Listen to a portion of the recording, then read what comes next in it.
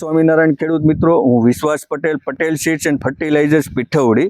આજરોજ એક આપણે કપાસના ફિલ્ડ ઉપર આવ્યા છીએ. તો કપાસ અત્યારે ખૂબ સરસ આપ જોઈ રહ્યા છો, દેખાય ખૂબ સરસ કલરમાં, બધી રીતે કોઈ રોગ જીવાત નથી.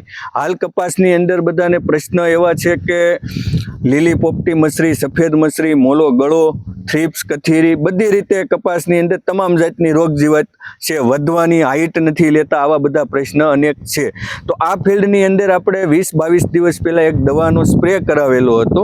એ કઈ દવા છે, એમનું કેવું રિઝલ્ટ છે, આપણે ખેડૂત પાસેથી જાણશું. તો તમારું નામ? મારું નામ અરવિંદભાઈ જેઠાભાઈ, ગામ પીઠવડી. અરવિંદભાઈ જેઠાભાઈ, ગામ પીઠવડી, તાલુકો સાવરકુંડલા, જિલ્લો અમરેલી. અરવિંદભાઈ, આની અંદર હેનો છંટકાવ કરેલો? આપણે આ ગરુડાનો છંટકાવ કર્યો અને આજે મનોની 22 દિવસ થયા છંટકાવ કર્યો.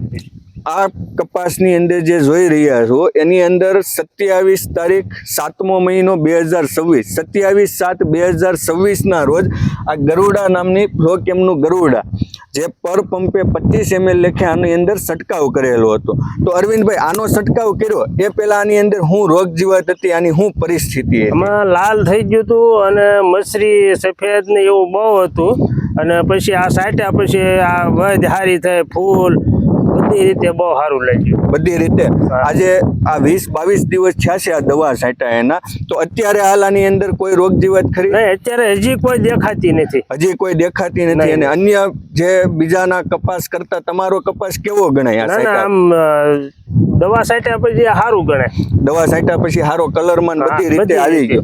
તો ખેડૂત મિત્રો, અત્યારે ખાસ બધાને આ તકલીફ હોય તો આ ગરુડા 25 ml લેખે પર પંપ 25 ml નું આનું પ્રમાણ છે. અને આનો અવશ્ય છંટકાવ કરવો જોઈએ જેથી કપાસની અંદર ખર્ચો ઓછો. હા, કારણ કે આ દવા છાંટ્યા પછી તમે જોઈ શકો છો કે 20-22 દિવસ થયા, તેમ છતાં હાલ કોઈ જાતનો આની અંદર રોગ નથી. કલરમાં પણ ખૂબ સરસ છે, હાઈટ પણ ખૂબ સરસ લઈ લીધી છે. તો અરવિંદભાઈ, બીજા ખેડૂતોને આપણે આની ભલામણ કરવી? ના, પૂરેપૂરી આ જ છટાય. ખૂબ સરસ આનું રિઝલ્ટ કહેવાય. રિઝલ્ટ એટલે પરફેક્ટ. આ જ મહત્વનું છે, ખેડૂતોને સંતોષ થાય એ જ અમારી સિદ્ધિ ગણાય. તો અમે તમામ ખેડૂત મિત્રોને પણ આની ભલામણ કરીએ છીએ કે ગરુડાનો છંટકાવ અવશ્ય કરવો જોઈએ જેથી આપણે જે કપાસની અંદર તકલીફ છે એ પ્રશ્ન આનાથી હલ થઈ જાય. જય સ્વામિનારાયણ. ખૂબ ખૂબ આભાર અરવિંદભાઈ.